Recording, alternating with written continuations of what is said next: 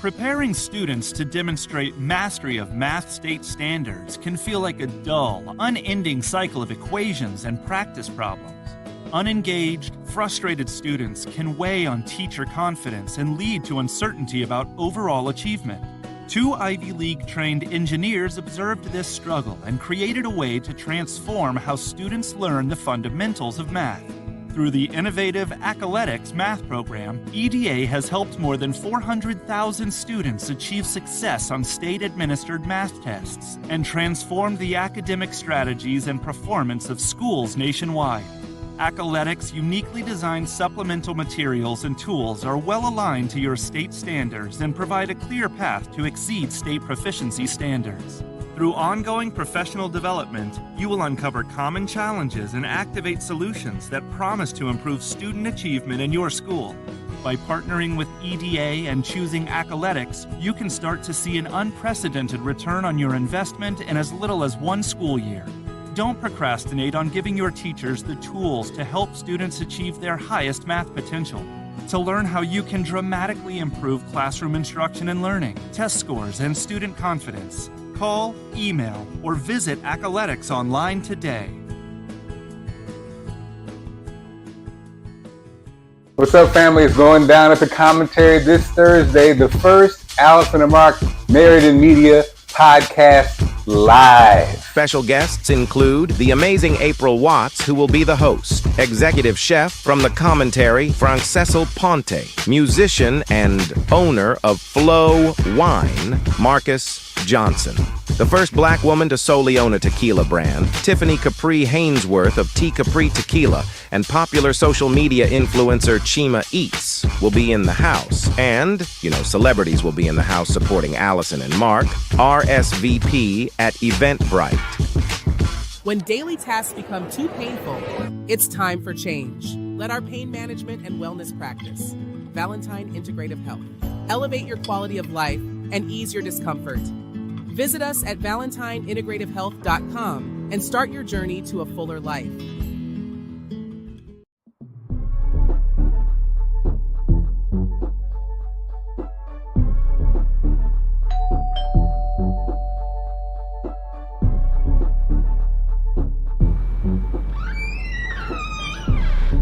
Is that delicious beverage? Duh.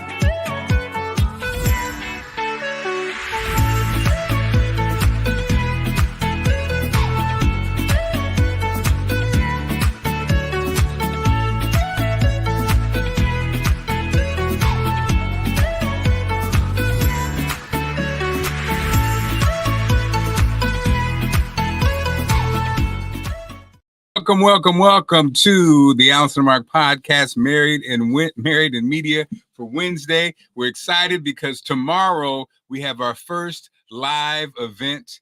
That's right, our first live event at the commentary. So excited, so much going on. I can't handle the excitement, babe. We got a lot going on, and tomorrow's going to be special. The first time we're out and about with our people.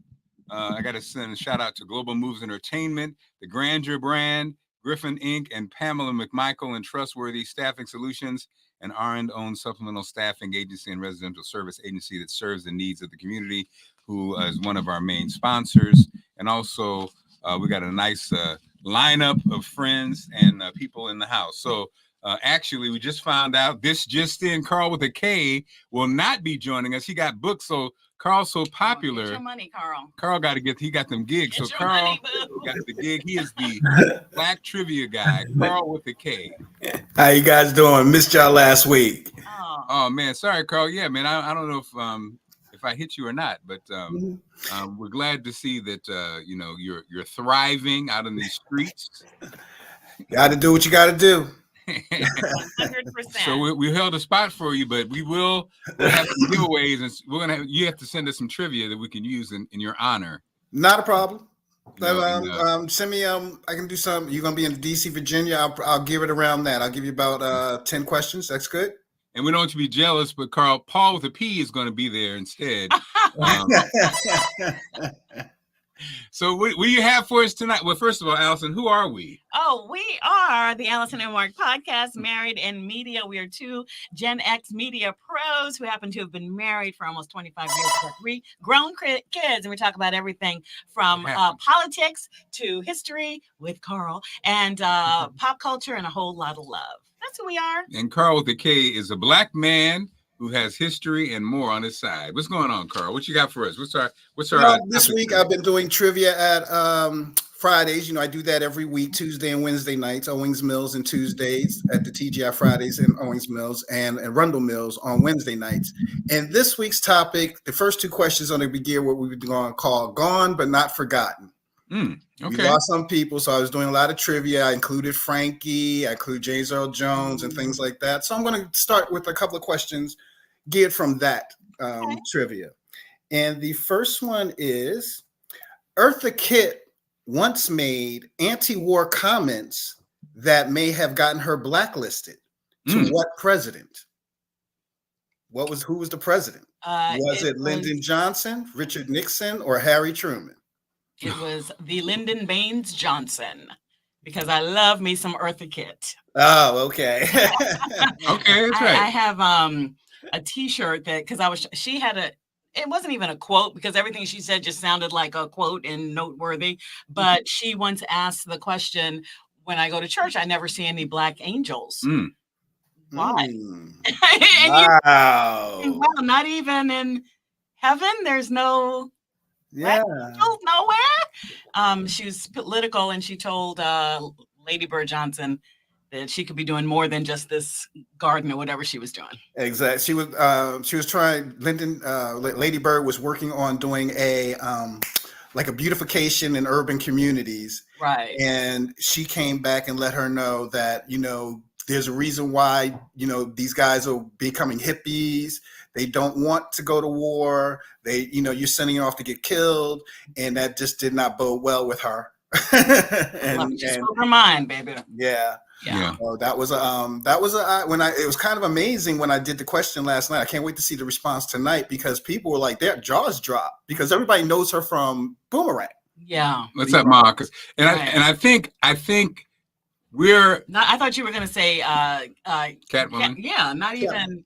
Well, a lot of people do. The Catwoman was 1965. Okay, they know her as Mark. And I think I'm finally coming into realizing how volatile the 60s really were. You know what I mean? Like, when you really think about it, and you put yourself there, I don't think we really, you don't spend a lot of time on it, because we just kind of how we are, I guess, as Americans. We take for granted things. Right. But that 60s, when you think about the establishment, they had a crisis because the young white people were like onto them. And they were very, you think about all the people who got assassinated. I believe most of the rock stars that died in these tragic deaths, I think they got taken out because the establishment was very concerned, because they were saying, well, if these 21-year-old and 18-year-old and 16-year-old kids identify, understand, and align with these Black folks and others, women, and who are fighting for their rights, we're going to be in a mess. So anybody that had influence was in a dangerous spot, and I mean, especially with Herbert Hoover. And he reigned for generations, man. He had stuff going on for generations, and then after he stepped down, after whatever happened, just think it was Bush. So it's like very interesting, like when you really think about the 60s and all that happened. But anyway, sorry, Carl. I mean, that was that got brought up a lot last month at the convention, because they were because it was in Chicago, and they had the convention with the riots in the 60s, when they had the convention in Chicago with the the 8 or something like that. Oh, yes. Yeah, in Chicago. Yeah, the Chicago. Well, yeah. So Okay, what? Carl's on the schedule, baby. Yeah. Next up. No, I don't mind. Your time. I'm good. I'm Okay, good. I good, enjoy good. this too much. I enjoy this being with you guys too much. So they can wait. They'll sit there and still drink until I get done. All right. Tyler Perry once paid Cicely Tyson $1 million for one day's work on what movie? Was it A Diary of a Mad Black Woman, Medea's Family Reunion, or Why Did I Get Married Too? Now, I think it's the Medea's Family Reunion. I knew the answer, but now I don't. And actually, yeah, those three weren't the ones I was thinking of. So I knew the answer, but I don't know which one it is. What is it? Why Did I Get Married Too? Wow. Okay. It was like one scene she was in there, but Tyler had so much love for Cicely that he wanted to make sure she always got her flowers and her respect while she was here. And he was like, he had no problem writing a check for one day's work for that woman.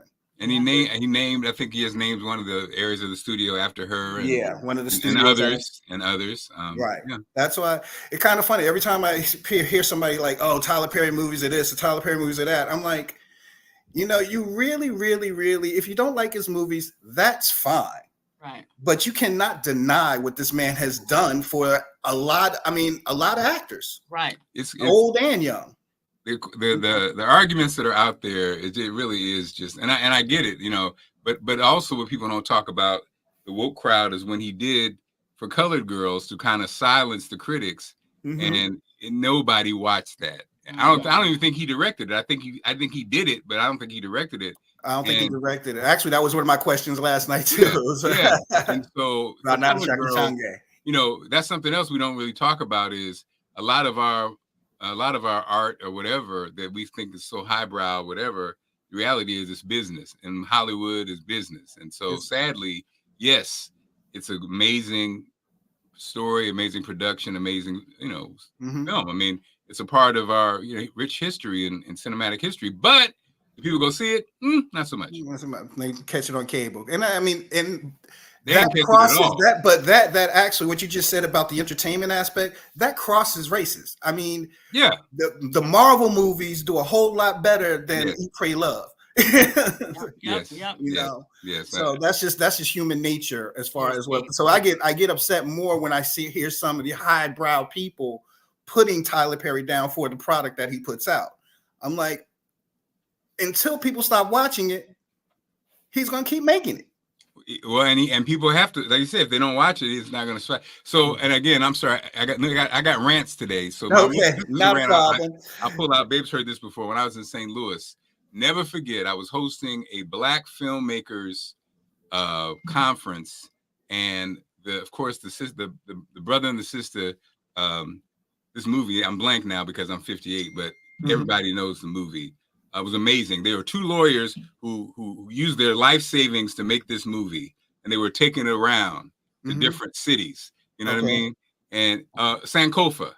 Okay, I remember that. And it was powerful. It was very powerful because you didn't see dark Black people featured in movies, and it was powerful because it made you be like, wow, you see the power of cinematography, right? Right. Here was the thing. At the same time, this is when Master P got into the movie. Oh, he made the hookup business. And I asked the question about, what he did which was brilliant. We used to go to Blockbuster Video, everybody, and you go on the weekends, you're just looking for a Black face. The movie could suck. You're just looking for a Black movie, right?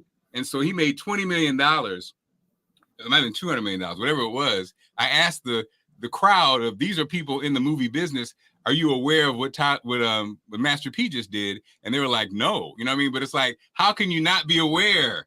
You could have done the same thing with Sankofa, right? At Blockbuster, instead of going around the country having people come out, But it was like that kind of that happens all the time. The business and the art. You got to have both. It's show business, right? Exactly. I mean, I love the. I don't know if you saw the Eddie Murphy Dolomite is my name. Yeah.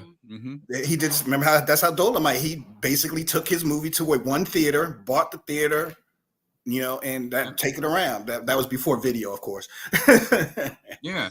Last but not least, a little military history for you.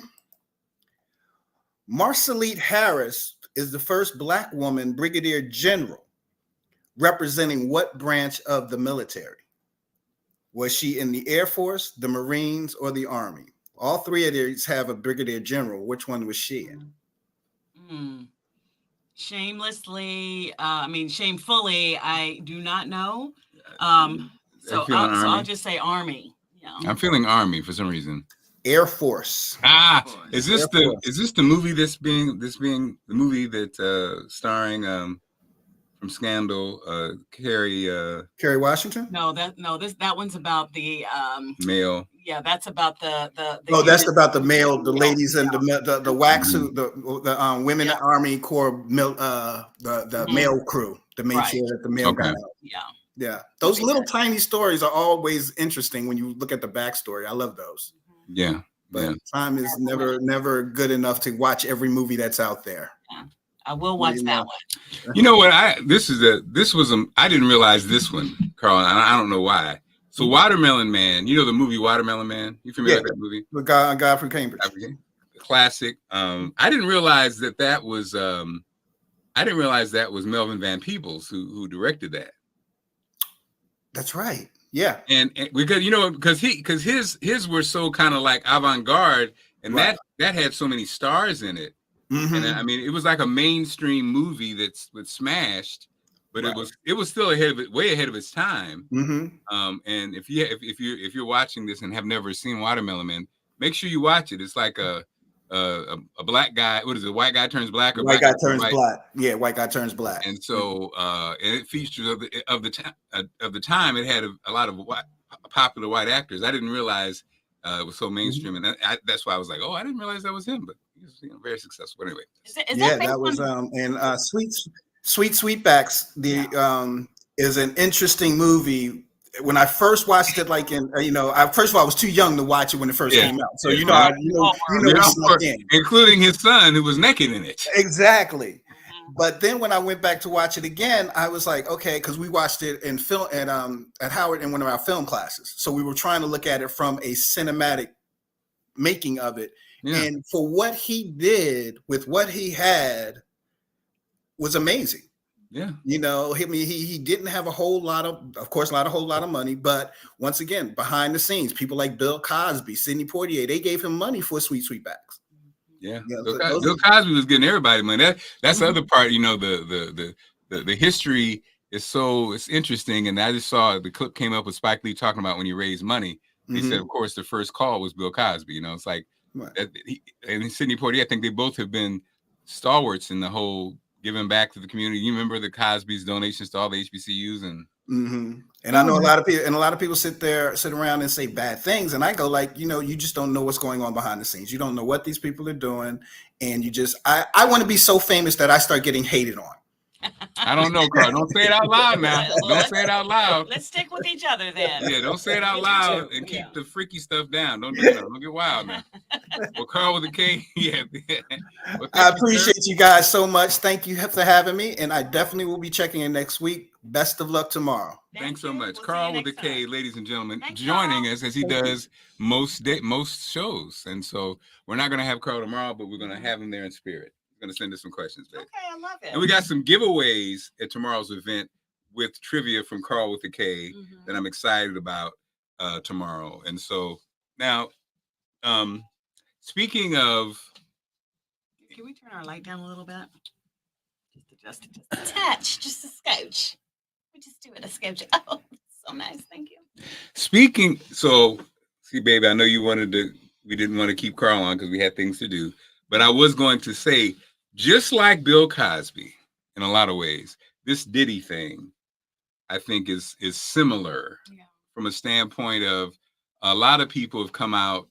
I saw John Hope Bryant say something about it. You saw other people talk about it, how a lot of and again, not justifying anything that Diddy did, not justifying anything he did, but probably the final straw could have been when he tried to sue the liquor giant, right? And it was interesting, babe. I heard John Hope Bryant talk about, and I told you about it. Then I thought about it. I heard a clip from Diddy and what his beef was. And I was like, it's very interesting. John Hope Bryant basically said, a company, you do a deal with a company, right? Which he did with the liquor brand. And he took the brand from 0 to $1 billion, the stratosphere. Everybody was talking about Ciroc, right? And so John Hope Bryant, who is a businessman and a community man and all that kind of stuff, and he's a little bit older than us, his view was like, look, you did what the partnership that you guys agreed upon, they paid you a lot of money. And at the end of the day, he was saying, well, Diddy wanted Ciroc, he wanted his brand to be not only an urban brand, he wanted it to be for everybody else. And he was saying they felt like it didn't resonate in other places. So basically, hey man, you should have left it alone. You don't sue them. Your deal was basically your deal. You know what I mean? Boom. So I heard that. I told you about it. How I felt about it. I was like, okay. Sure. Then I heard Diddy's perspective. And I think this is the thing so this isn't even talking about anything, his legal issues, just talking about from a standpoint of when they come to you with a brand that's dying on the vine, and then 20, 30, 40 times it, the value, the popularity, everything else. And so to a guy like that, the same thing that makes you him is the same thing that says, what do you mean it's not going to sell in Iowa? My records sell in Iowa. And actually, he has a point, because the freak-offs is what we're talking about. But when you think about it, he, for decades, had the party everybody was at. Not the freak-offs. I'm just saying in general. When you say Hollywood party, Diddy, it was the most influential people in the world at the party. Okay. So, you know what I mean? It wasn't just for black people. His parties weren't just for young black people. Okay. The Hollywood, all the people in Hollywood, I just saw one of the guys from the show where they hand out money, Kevin, talking about he went to the party dressed in white, and he had the watch on, and he told Tom Brady that my watch is better than yours. So these are two people who you wouldn't associate with Diddy, but they associated with it. So I could see in his mind, like, yeah, I'm not just the black guy, I'm not just the urban brand, I am the man when you talk about partying or whatever. So when I saw that perspective, I said, and so in that situation, you always have to realize you don't own it. You got to just keep it moving, right? I'm not going into, we had a similar conversation this week about something I'm going through from a standpoint of, and at the end of the day, if you don't own it, there's only so far you need to go before you can call. And so, so they were saying that lawsuit and what it brought and the stock value and all the things that happened was almost the final straw to be like, all right, so all those protections you probably had from those people probably got pulled away. And then voila, almost like when Bill Cosby, they say, wanted to buy NBC. It was kind of the same thing. You're fine as America's dad on NBC, but now you're talking about owning NBC. That ain't going to happen. And so some say that that's why his son was taken out and this and that. And so then back to, we were talking about in the 60s. It's kind of the same thing, okay, you're fine. You're prominent. You're good.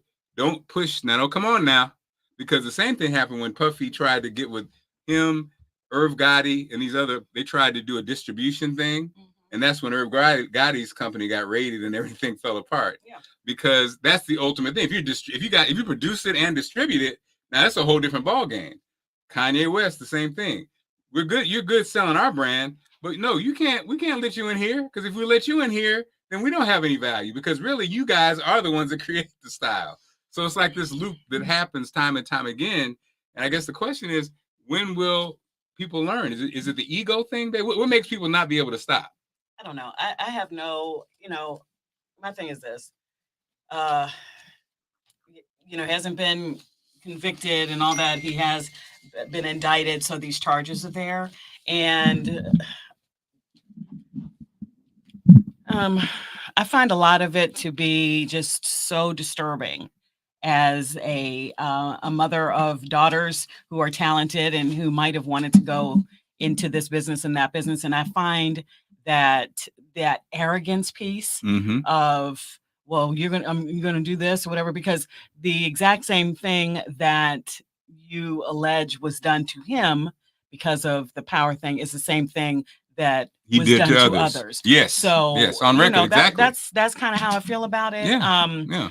Like, do the people that make the real money moves and all this, whatever, we probably never even know their names because they know to move in silence. Exactly. And so it's that arrogance piece. And let's not forget, who you are in this society as far as being, in this case, a Black man.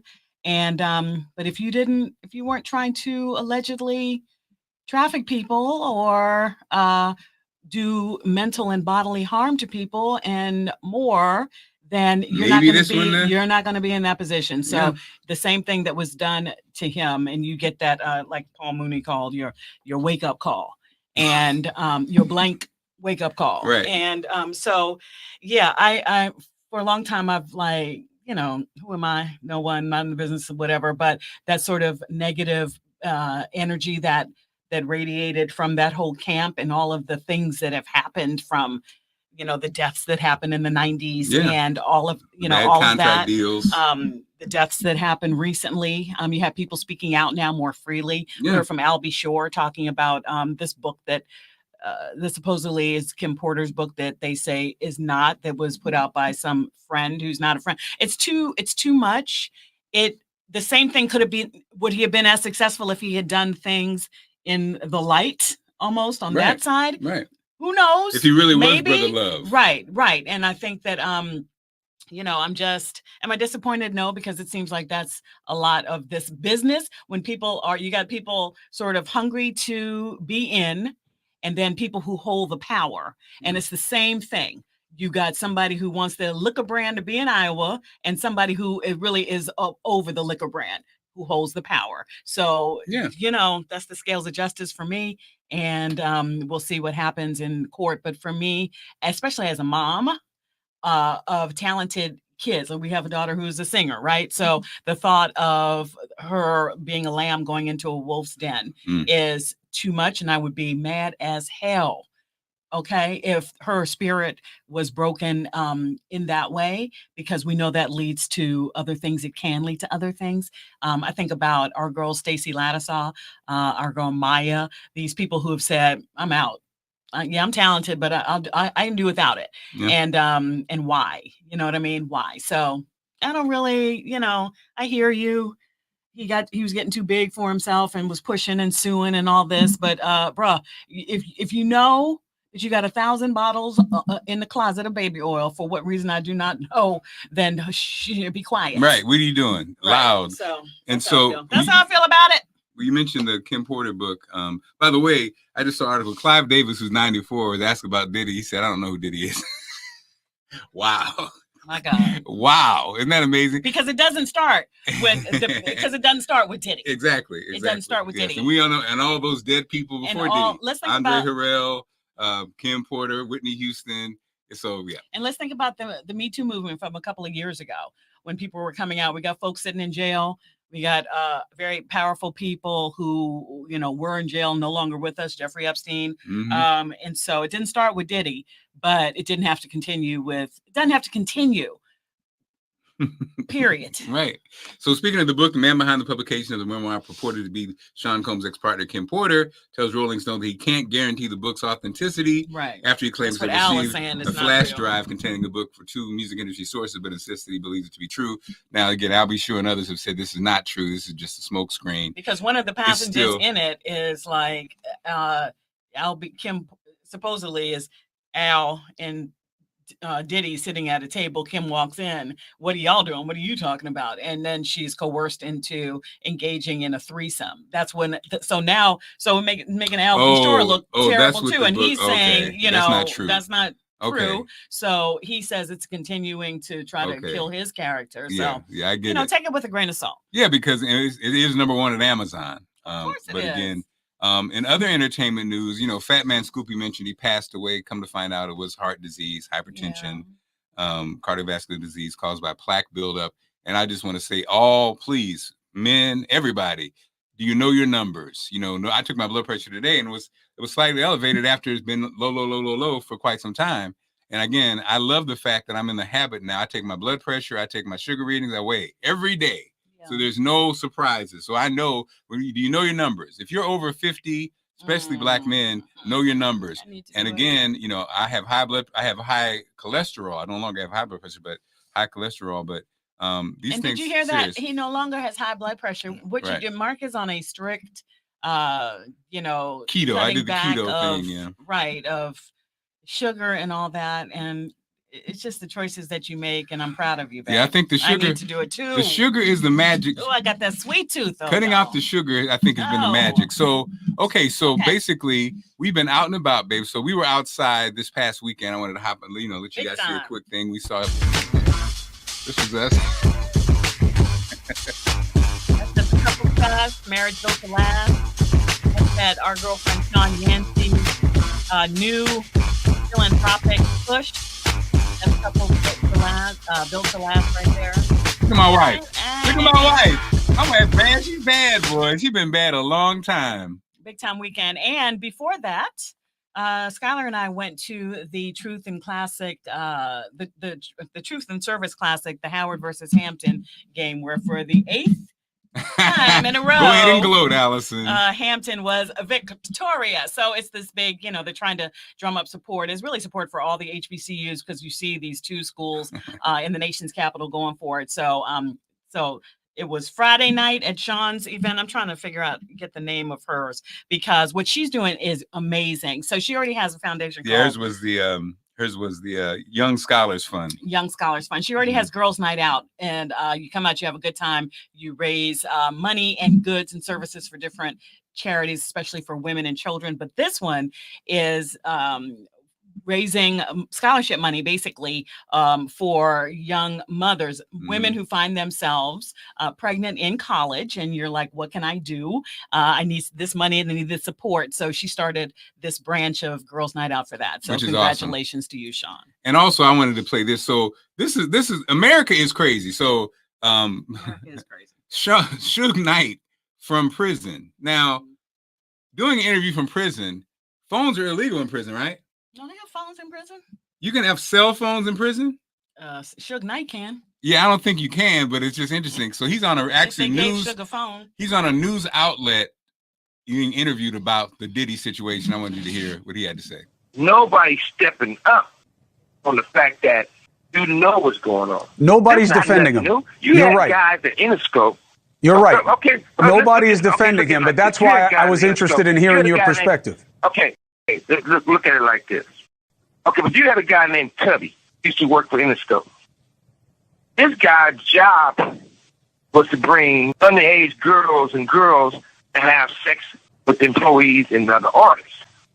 To the point where his friend got caught up with the same thing. How they raided Puffy House for sex trafficking, they raided his friend house for sex trafficking. Number one, I've been knowing him a long time. And we was friends. We're not enemies, but we were friends. He's not a dummy. So he's smart enough to work his magic. On top of that, this man right here, he been involved with the FBI and most of his career. He got powerful people. One of his partners who started his company with drug money, President Obama, got him out of prison. So it's not like he don't have no moves. So I don't think nobody should just count him out. I don't think he gonna lay down and just crawl in the corner and die. He probably going through a lot of shit right now because he probably going through a lot of withdrawals for the drugs. But the industry got him on drugs. I don't care who you are. Prison and jail is a negative environment. If somebody can do something to them and get a name for themselves, they're gonna actually do it.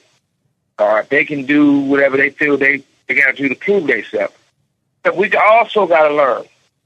We got to learn from our mistakes. Everything don't have to be a mistake. You got to better yourself. Jail.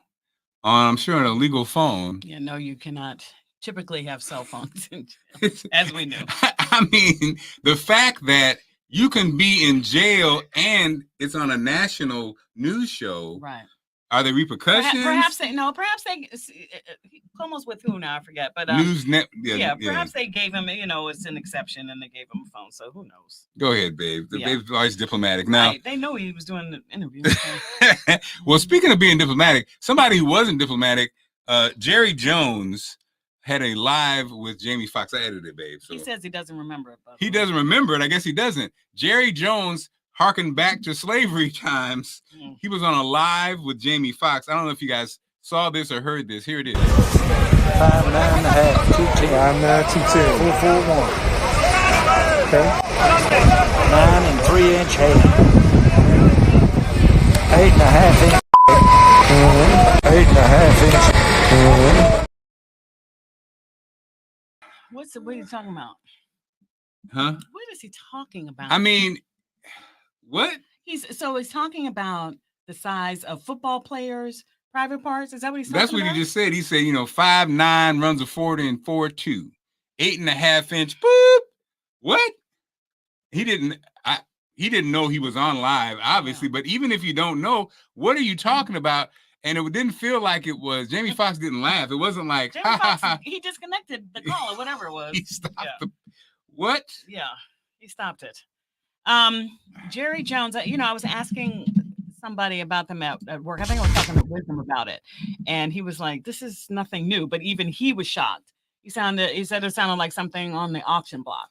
Well, and sadly, it kind of like, it's not shocking because people always say that, the owners that have these African-American athletes that, obviously the correlations or the similarities between somebody's physical prowess and, whatever is it's ridiculous. And he said he does not remember. He's going back to the whole. He's like Clive Davis. 100. I don't know. He's like Clive Davis. Who?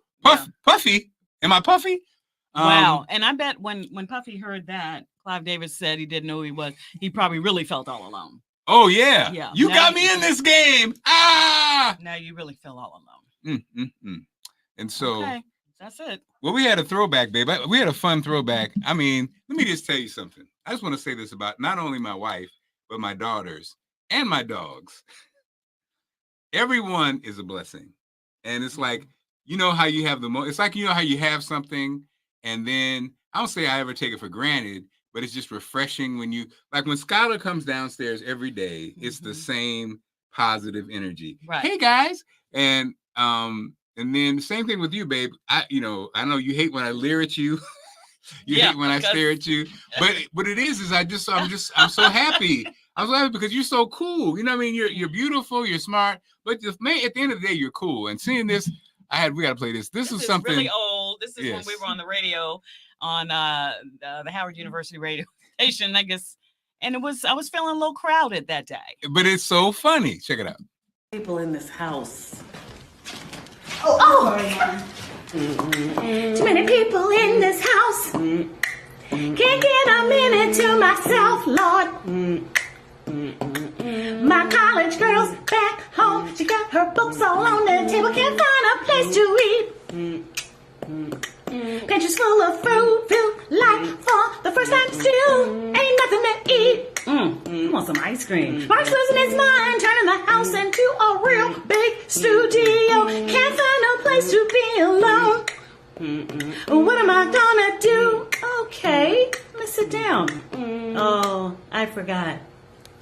Dogs are people too. Dogs are people too, okay? Shout out to Brownie up in heaven. We miss you, Brownie. Yeah. Dogs are people too. So it was just a day. But you know what's funny? That was 2020 and the house was empty and full. And now the house is pretty empty. So be careful what you wish for. I know. See, babe, see what you did? Yeah. Got a lot of space now. A lot of space. I mean, the time is pop, pop, pop. The time goes by. And speaking of time, we're going to have a time tomorrow. We're going to have a time tomorrow night. We are going to be out at the Commentary, and we're excited about it. Oh, that's my video. Okay, we're excited about it. It's going down tomorrow. Doors open at 5:00. The program starts around 6:30-ish. Okay, the program starts around 6:30-ish. We'll give people plenty of time to get there. We're gonna introduce some people there featured, but then our podcast. So what we're doing is it's live to tape.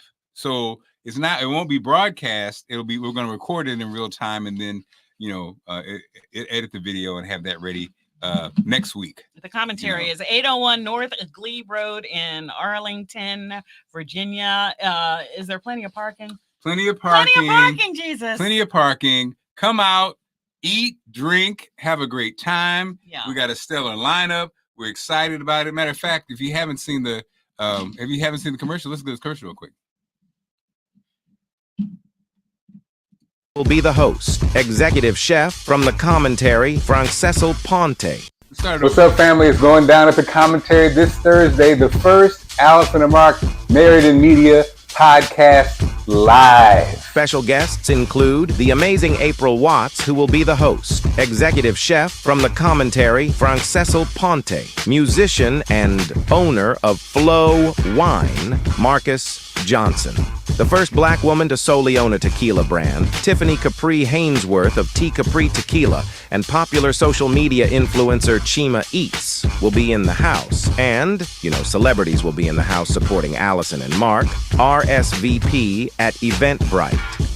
Yes, RSVP at Eventbrite. That's what the AI voice says, and make sure you do it. And so again, babe, you said so we can use this for a promo. So tell everybody to join us Thursday. Okay, come on out and join us. It's tomorrow at the commentary, 801. Did I say North Glebe Road? I think you did. Okay, in beautiful Arlington, Virginia. We can't wait to see you.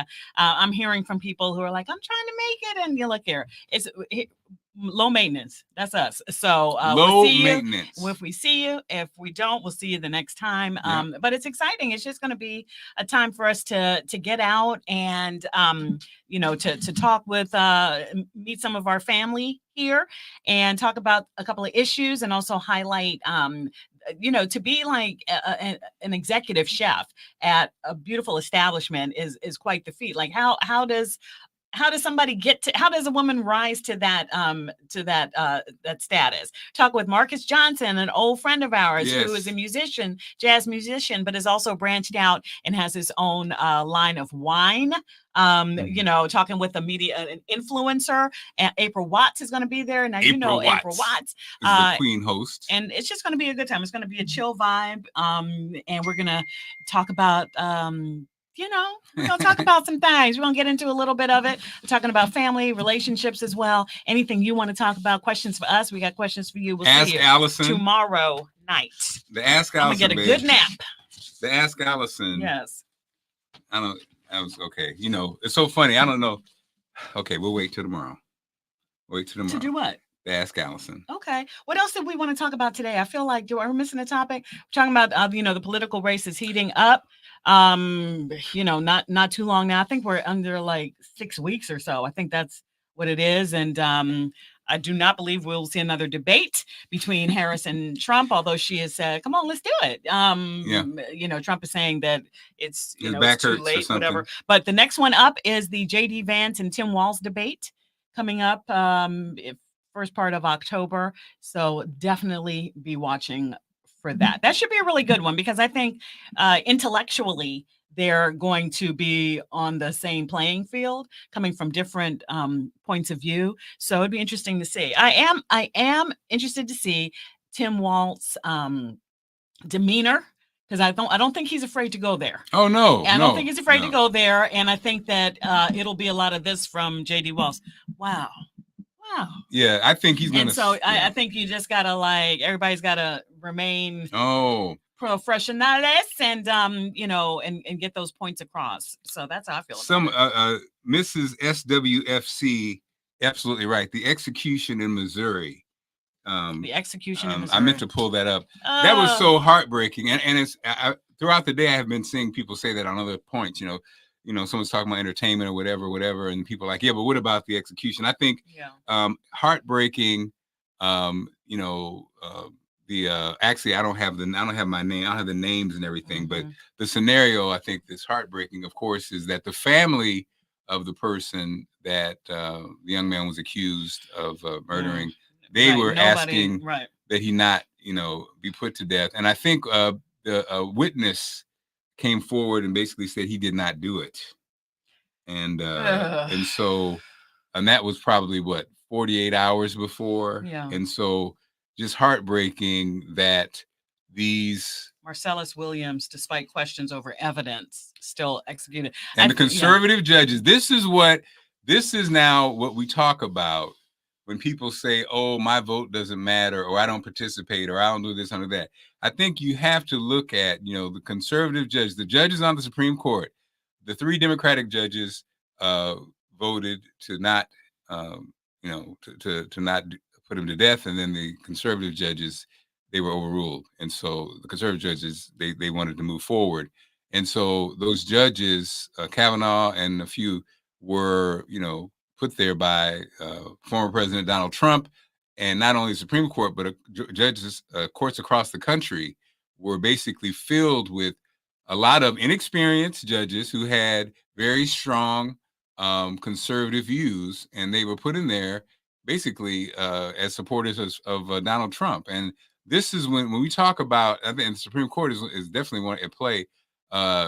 What happens when when you don't vote or don't participate or you think you don't like the personality of the nominee or whatever reason you give for not participating in enforcing your civic duties. It has an impact, and it's not just the president and vice president. Yeah, and when you talk about people of color, talking about women, you talk about anybody who's been, treated a certain way. The reason government has always been a big player, especially after the civil rights movement, is because in a lot of ways, these quote unquote programs or this kind of like attention given to those people who didn't have a fair playing field, those things were in place to help deal with that. And so when that's gone, I was, arguing with a young person. It's like, would you realize a lot of people don't know history? A lot of people don't pay attention. And so they'll see a talking point on Facebook or TikTok, and they'll embrace it, not realizing the young people are on Facebook. It impacts your life. These are life-changing things that are in play in real time. And for those people who just get your talking points from the barbershop or on whatever, and don't get them from me. Don't get them from me. I'm just saying, because I've been there. There was a time in my life when I was like that. My vote doesn't matter. Allison's always been a voter, always participated. Early in our marriage, I was one of those people. It doesn't matter. The system. But as you get older, you start to realize, true, the system, there is a system. White supremacy is real. But what you gonna do? How do you manage it? Something as simple as participating in your local school. You got kids, going to those meetings, participate in the PTA, your local politics, things that affect your house and affect your kids and affect your neighborhood. And on the big picture, same thing. If it's hard to send your kids to school, hard to send your kid to college, if it's hard to send your kids to whatever, if you are in need, if you're not wealthy, because the wealthy can do what they want to do in a lot of ways. You can buy yourself out of it. But if you can't buy yourself out of it, it behooves you to participate and align yourself with a candidate that you feel like can help you. And, to say it doesn't work, especially if you never participated, it's almost ridiculous. I look back on me and Troy used to argue about this all the time, and I was stupid. I was ignorant, because he would just be like so frustrated, because he'd be like, am I talking to a crazy person? Yes, you're talking to a crazy, but you're talking to an uninformed person. And so as we head towards our elections, not just presidential, what you gonna do? By not participating, you're voting for somebody. That's a great point. By not participating, I don't buy, and then even these social media influencers that have all these strong opinions, it's weird. I don't understand. Are you getting checks now? Let's talk about the social media before we get out of here, because making news also in the election, Janet Jackson made big news. If you've logged on to any social media platform, you know that she was asked about, she was just basically, I believe, asked about, how do you feel? You have a Black woman who is running for president, and what an amazing time.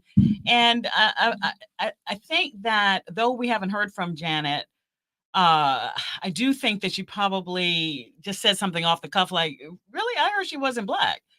Now, first of all, also too, like we've seen other women candidates get, pretty far as I'm talking about Hillary Clinton, right? But it's still pretty amazing. There are no portraits of women as president in the White House or in the history books, right? So this is an amazing moment in time. And yes, Kamala Harris identifies, she doesn't hide from her mother's heritage. Her mother is Indian, was an Indian American, and her father is Jamaican citizen, right? He's right, but a professor here in the States, or was. And she doesn't hide from that. But her identity has been Black, because that word Black, let's be honest. Well, I'm not saying African American, Jamaican American. I'm not saying like, whatever. I'm saying Black, which is almost like that sort of melting pot, if you will, when you're here in America, based on not our rules, but the rules set back in place centuries ago about that. Like, you got that one drop, you are who you are. You can identify how you identify. She happens to identify as a person of, perhaps a blended heritage, but who went to a Black school, who pledged to Black sorority, who has never said that I'm anything other than whatever you take me to be. So Janet says, I heard she wasn't even Black. Then this apology comes out, but then it turns out it wasn't really from Janet. It was from maybe somebody in her camp who has since been let go, and for me, that reaction is weird. Like, why let that person now go? You told me that Randy apparently is a big Trump fan. So Randy, maybe that's why he got let go. Y'all remember Randy Jackson, who came along doing the bongos afterwards. So Randy Babe, don't do that to Randy. I'm not going to sit here and do that. I'm going to do it. Because apparently he's also like very heavily involved in her career, but doesn't really know much about whatever. So here's my thing. I feel like Janet, as the baby girl of the family, is probably always heavily relied on the guidance of her brothers. But if a reporter asks you a question, you've got to know it trumped anything else she was going to say in that article, right? Or whatever. And it's just, but then it begs the question, do we care about what celebrities say? I think in this climate, it's very impactful. Look at Taylor Swift. Yeah, we can say we don't care about it. Hundreds of thousands of people registered. And the visceral reaction from the Republican candidate posting on his social media, "I hate Taylor Swift!" ! All caps. We're in a dangerous time right now. So words have meaning big time, and people listen. So sadly it was real from a standpoint of it was an article. They were doing an article, and like they just asked her, asked her off the cuff, what do you think about Kamala Harris? She have a Black woman who could be the president, and she said, I heard she wasn't Black. I heard she was Indian and white. And it's like these words, one of the 4 agreements is use your words impeccably. I'm paraphrasing. When you're a celebrity, you always got to know to be on the. I learned that a while ago, because I get to speak.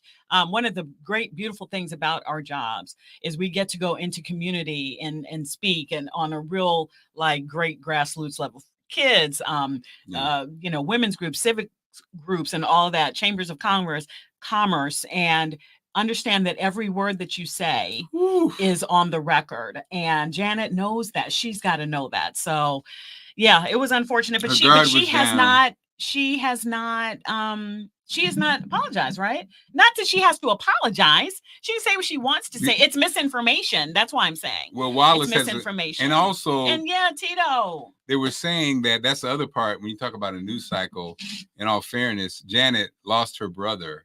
So the priority for me to apologize on something that I did not mean anything about it, and my brother has passed away. I could see that too. You know what I mean? Everybody's like, you gotta apologize. You gotta apologize. She's like, I'm dealing with Tito right now. I'm dealing with my family right now. I don't care about this. I mean, I care, but I don't care more than I care about my family. Well, I feel like if she didn't know, look, and I love Janet Jackson. Yeah. This is nothing against Janet Jackson, but I feel like if she didn't educate herself enough to know who the candidate was, you got to care. Like, the election is coming up, even if almost like you have to not say anything because people listen to you. Well, and I guess it does speak to then Janet doesn't have the team around her she really needs to have. She has Randy Jackson. Because, and Randy is Randy just happens to be a big conservative person. So I'm sure sitting around, they just talked about it. And he said what he said. So Randy's a MAGA Republican, right? Yeah. So interesting, right? Fun fact. Yeah. So Radio Twin said, did she fire her manager? Yeah. What happened? Apparently, that person that allegedly was not her manager, but the person who apologized. But apparently he has been fired. But like I said, well, because she's probably like, don't speak for me. Yeah. Well, she educated on that part. Or maybe Randy. Now, who is this? Is Randy her manager? Bartholomew Exable? You're fired. Yeah. It's Randy, her. Okay, babe, Tito. Now, Allison, perhaps, you had a great interview with Tito. I should have played that clip. That would have been great. So, Allison, you actually interviewed Tito Jackson. And you also, you're probably one of the world's biggest Jacksons fans. I got to be one of the world's biggest so your Jackson thoughts 5 on and Jackson Tito fans. and the impact when you talk about brothers who are a certain age and Michael's gone. What's your take? Yeah, the whole thing was, Michael and Tito up there jamming right now.